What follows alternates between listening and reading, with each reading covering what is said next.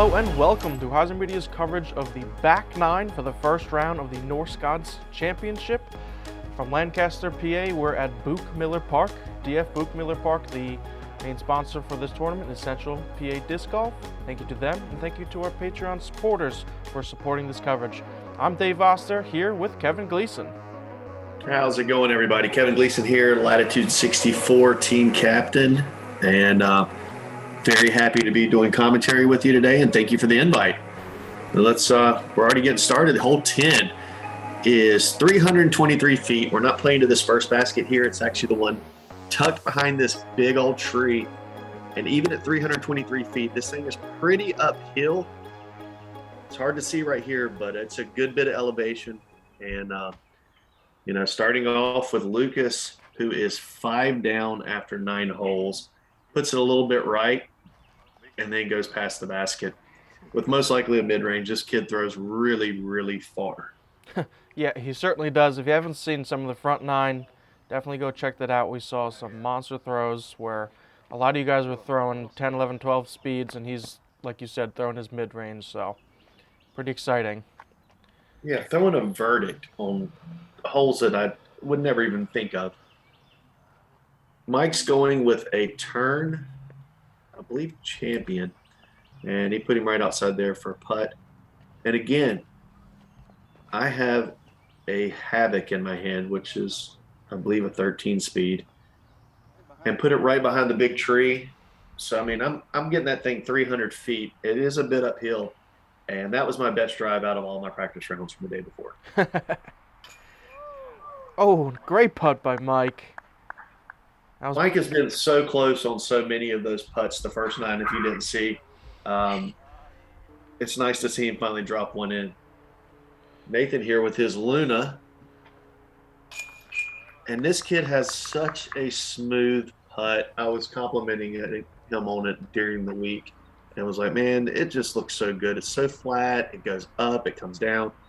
And I'm here with my Warden. And if you didn't see hole 9 of the previous, my hole 9 cut through, so I was very happy to get that birdie after getting a cut through on the hole before. Yeah, it looked like a little bit lower, maybe caught some of the lower chains and then the cage on the other side. So, yeah. So did you make a correction from that, or you're just sticking with your putt and whatever the basket does, it does? Correct. Whatever the basket does, it does. Many years ago, I tried to switch up my putt and work on a flatter putt and more of a spin. And I came to the conclusion that I'm comfortable putting this way. The mistakes are not nearly as many as the putts that I make. So here we are, hole 11, downhill, 337 feet, down to the right. And most of us are going to be throwing either side arm, probably Firebird for Nathan right here, and mid-range, and maybe even a putter. And Nathan just pulled it over a little bit left and flipped over his Firebird. Yeah, and just want to shout out BS Upshot for sponsoring this hole. Thank you very much. And Mike is going roller again. If you didn't see the rollers in the first one, Mike is one of the best rollers. And he put an amazing line on this Roadrunner, almost hit the pole, put it within about 25 feet or so, maybe 28. A little bit uphill. I am a big fan of this disc right here. This is a hybrid warship. I keep 2 in my bag. I can pop it with a bit of Hyzer, and it runs straight to right. This time it ran a little bit more right than I wanted it to and put me in the tree. If I'd let go a little bit more left, I think it would have been parked. Yeah, that looked like a perfect, speed disc selection. Like you said, just a little bit to its right. Looked like it did pop out the other side of the tree, maybe right on the edge of that grass, so you might have I have a little line at it. Yeah, I have a little bit of look at it. And Lucas put his felon a little bit. It looked a little bit strong. So I would imagine Nathan was just going to be giving it maybe a little half bid layup here, which, yeah, that's what he did. You don't want to run that thing too far past and put it close to the road.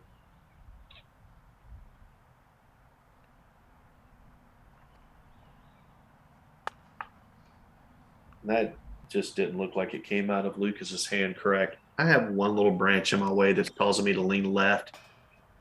A little bit right. I mean, it almost went in. I gave it a little spin, try to float it up to get under the branch, and just wasn't high enough. Yeah, certainly not a bad attempt. Mike, almost similar result, just a hair low. Yeah, I think the elevation right there, just that little bit of elevation, if Mike had been on flat ground, I think he would have had it all day long. So the rest of us just going over there cleaning up our threes. This was one of the holes that fit my game, and I was really hoping to get hole 11. But anything into that tree over there, you're going to have a tough time getting out. Yeah, you're fairly lucky even to be able to poke something out there. Yeah, if I'd been 10 feet to the right, I would have had trouble getting out of there. Right.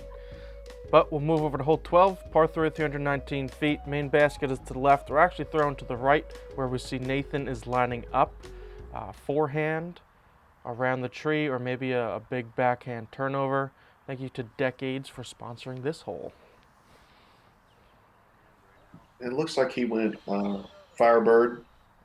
Pushed it a little strong, but it's a tight turn. It is really tough to get through here. Unless you're Mike Moser and you get a Roadrunner to roll, and watch this line. Hits it perfectly. Now, I haven't seen we didn't get to see the finish of this, but we knew where he was putting for. And again, Mike throws a Roadrunner. Yeah, it seems like a cheat code. Blind shot, just throw roller to the tight inside gap, and yeah, I'll just have a putt at it. So I'm throwing a 156 Opto Ruby here, which is one of my favorite discs for floaty shots to the right. I got it a little bit low and turned it over too much. I really have to let that disc do what it does, and if I force it a little bit, it turns to a cut roll. Thank you. And Lucas isn't happy with that shot with his felon, but I think he still has a putt at it. Yeah, he caught one of those low branches that probably is a difficulty for the backhand turnover you threw as well. Keeping it low enough, but obviously high enough to try to get there. And you're right off the cage, just a little bit right. Yeah, I gave it. I mean, I feel like my putting right now is just fine. I'm a little bit off, but it feels good when it comes out of my hand. I'm not like airballing. And there, the young gun hits another one. This kid is something else. I can't wait to see where he's at, 3, 4, 5 years from now. Yeah, maybe once he finishes high school, maybe Yeah, has a little once he more free finishes time. high school. And Lucas, Nathan was just barely off. And here's Mike's roller. Maybe 10 feet away, 8 feet away. All but parked. Incredible. And here I am cleaning up another 3, which is fine with me. I don't, courses like this, you just don't want to get the bogey. Par's okay, birdie's great. Here we are going into hole 13. It is straight uphill to where you saw that short basket. Then it dumps hard left into the woods. It's almost impossible to get to. You can see Mike here. It looks like he sawed it off too early, and no, he's right down the middle. It's just one of those really twerky holes that we get in disc golf sometimes. Yeah, deceiving of where you think the basket actually is. Like you said, you looked like Mike's shot was just way short and actually was kind of perfect right in the middle of where you want to go. Yeah. Now, I don't throw sidearm, but Lucas and Nathan here throwing this sidearm. And we knew when Nathan let go that Firebird was almost perfect.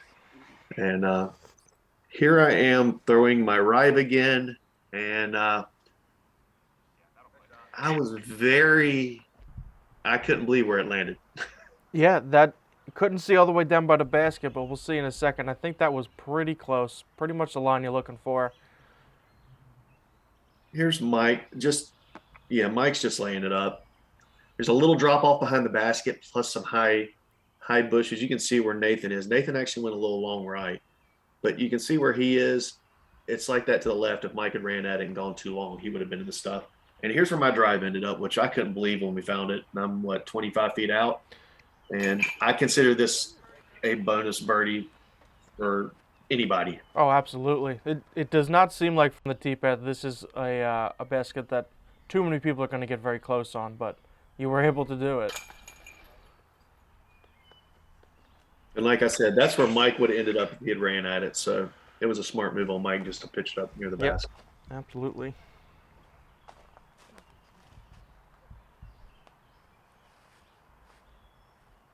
And that log didn't really hurt Mike too much. It's close enough to the basket, and maybe even prevented him going long like you were talking about.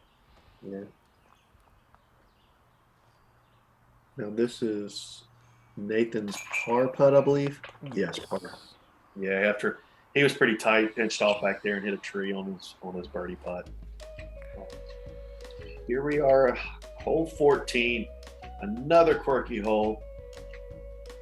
Looks like sponsored by Scott Lewis with Hyzer Flip Disc Golf. You are throwing pretty much whatever you want to off this tee, but I will tell you, you don't want to push it too far. If you push it too far, it puts you in some thick stuff to where you cannot get to the basket. So I'm going with my tournament Bard here, and I'm trying to just throw a bit of an ante on it and let it fall left down the hill. And it looks like I put it 2 inside, but that's actually a good line, and I almost skidded too far. Yeah, it looks like you're right on the far back straight edge where the basket cuts kind of almost straight left. Yeah. And Mike landing in a similar position to you.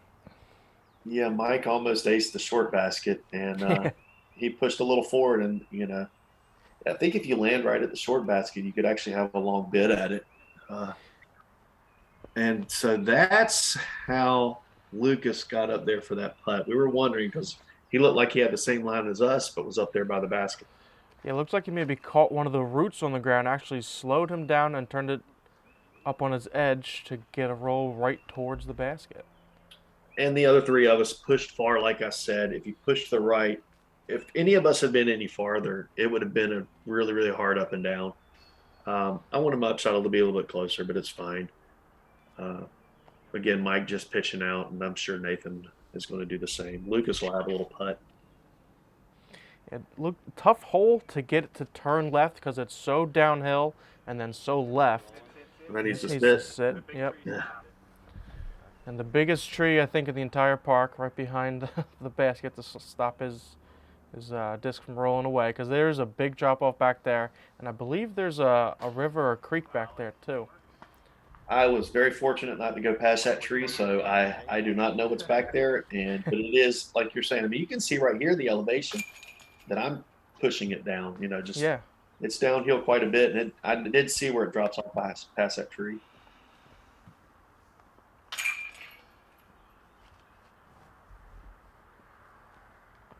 And everybody just cleaning up again. Nathan, I'm sure, very happy after that little bit of roll that he stopped, because if he had gone over that side right there, it was maybe that was him giving the tree a little hug before he walked. Yep. He knew it. He thanked the tree, and this is a monster of a tree in the park. But we'll move over to hole 15 back up the hill we just threw to the alternate basket to the right, par 3, 203 feet, just short of the out of bounds road. So pretty straight shot, maybe a little bit of a backhand flex to get around the bushes on the left, and try not to get too long.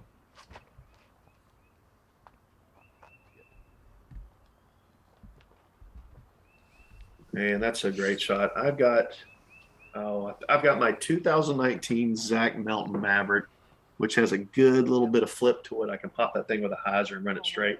Should have been under the basket, hit the tree beside the basket, kicked over. I've got about a 20-footer.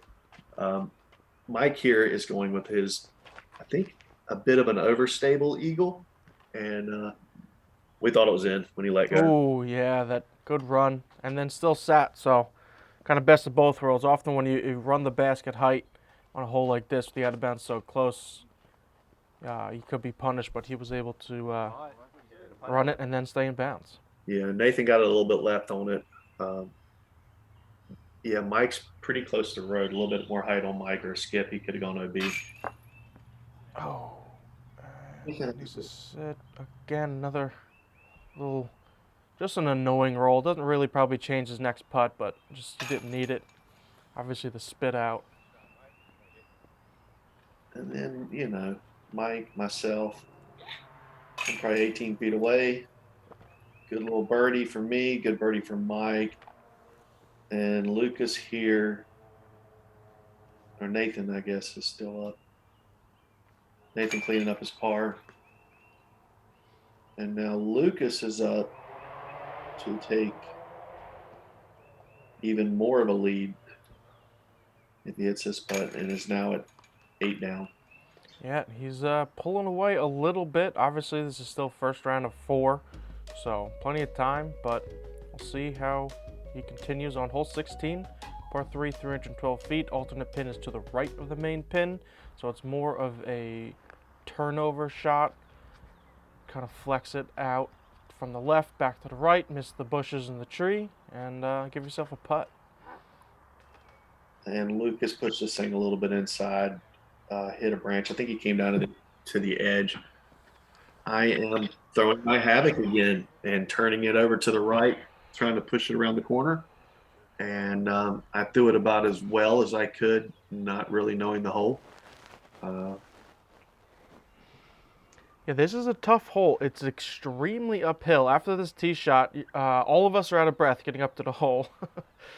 It So really, 312 probably plays way closer to 350 or more. I bet it plays more than 350. Yeah, It's probably. really, you really can't tell the elevation of this hole, but like you said, we were all out of breath. And there's Nathan hitting a branch, but he kicked out fairly well, so he should be able to see. He can see the basket, so it should be a routine up and down for him.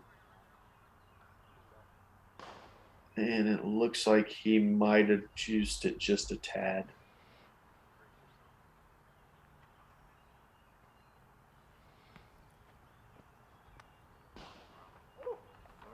Lucas giving a bit of a scare. Yeah, gave it a little run at it. It's you're going uphill, and then it falls back down the hill. So if you don't have your touch game right perfect, it could easily glide a little bit longer. Yeah, and he is probably 20 or 25 feet long, so we'll have a little bit of work to do coming back. I gave it a half bid. You can see by the drop. I mean, you can see the drop off now. Yeah. I think the elevation on the other side where we came up was even more. And that was a great little comebacker putt after getting a little bit away from him.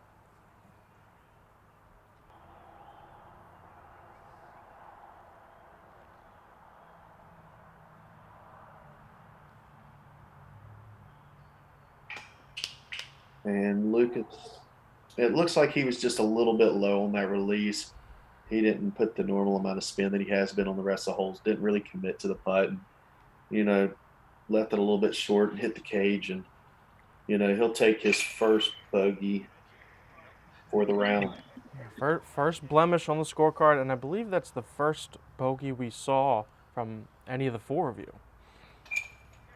And you'll see there, I marked my disc. I have a hard classic Warden that I putt with, but then I have a softer Keystone that it doesn't get the spring back like that classic Warden does. So any of the shorter putts, I'm using that Keystone so it doesn't give me that bounce back. And then I was giving a little dab kind of thing to Doug down at the next hole. Here we are, hole 17. It is downhill to the right. You need a big S to get around the corner and land somewhere around here. If you land anywhere near the short basket, which is directly straight off this pad, if you go into the green right there, you are in big trouble because it's almost a definite 4 after that. It's only 309 feet. I am going with a goal line ballista pro, throwing it off to the right and letting it finish left. And I think I did pretty well. Yeah, I'd say so. Got about 7 feet left. That was a great flex shot. And it's tough, obviously, because it's a blind shot. But like you said, you haven't played this very often to get such a precise flex line to get it that close. That's impressive. And there goes Mike with another Roadrunner roller. He said he put it on the pin earlier in warm-up throwing that shot. And truthfully, when we got up there, Mike's and my disc were about the same color. We weren't sure who was parked until we went and looked at it. And Nathan just needed a little bit more right turn on this, and I think he would have got around to the basket. I think he clipped a tree or a limb.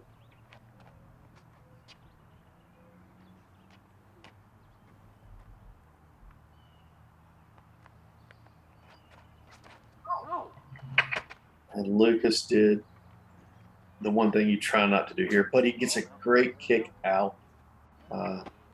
He just didn't commit to the anhyzer with, I believe, probably was his verdict.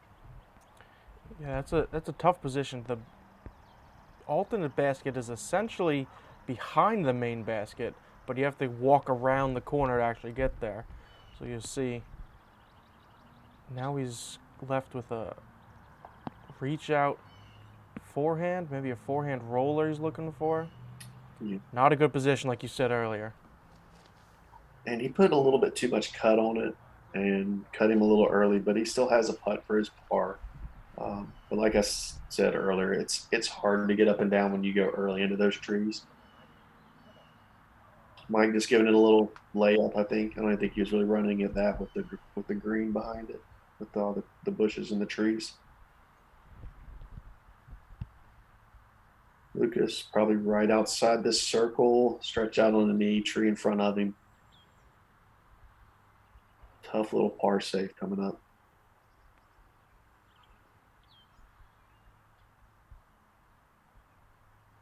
And he just couldn't get the height with it, and that'll be a bogey putt from where he's at. And here's Nathan with his Luna to save par after an errant drive. And like I said, he's got such a smooth little up and down spin. It just goes in.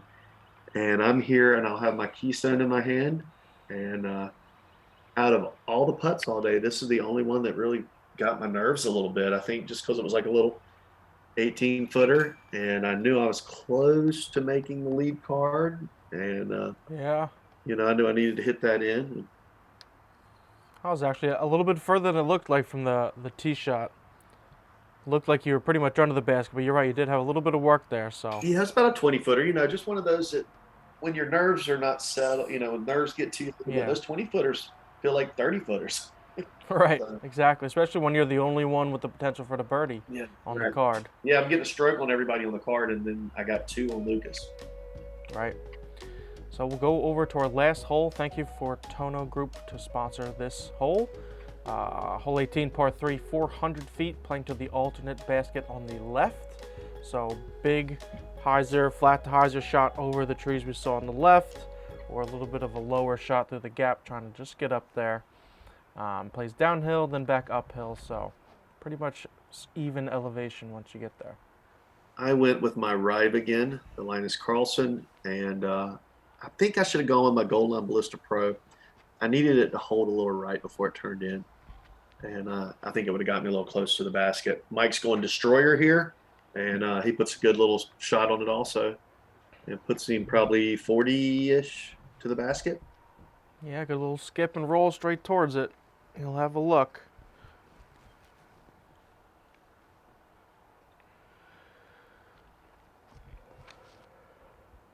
And Nathan really saw this one off and hit early, and is in a really, really tough position to get up and down for par.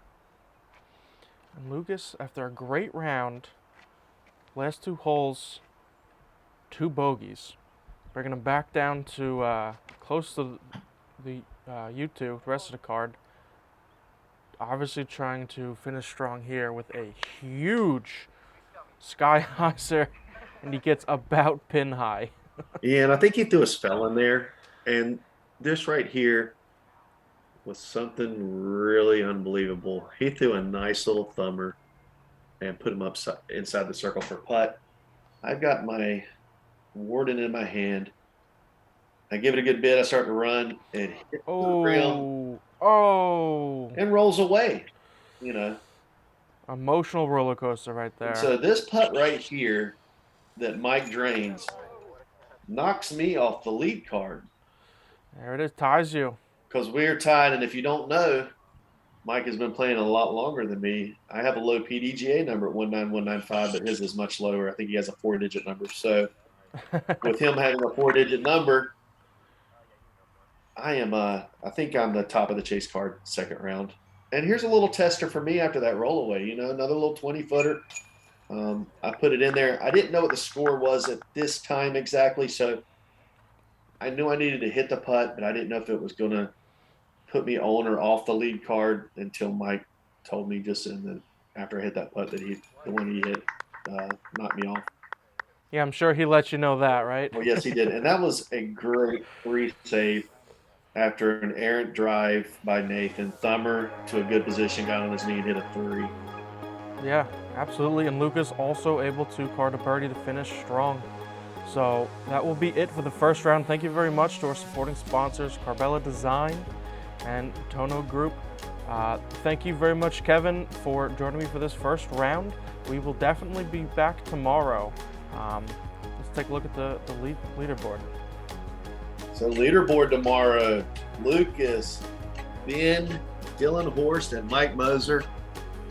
And I've never seen Ben play. I play a lot with Dylan, so, thanks for the invite again, Kevin Gleason, team captain, Latitude 64. Talk to you all tomorrow. Absolutely. Thank you very much for joining me, and we'll see you all in the next hole.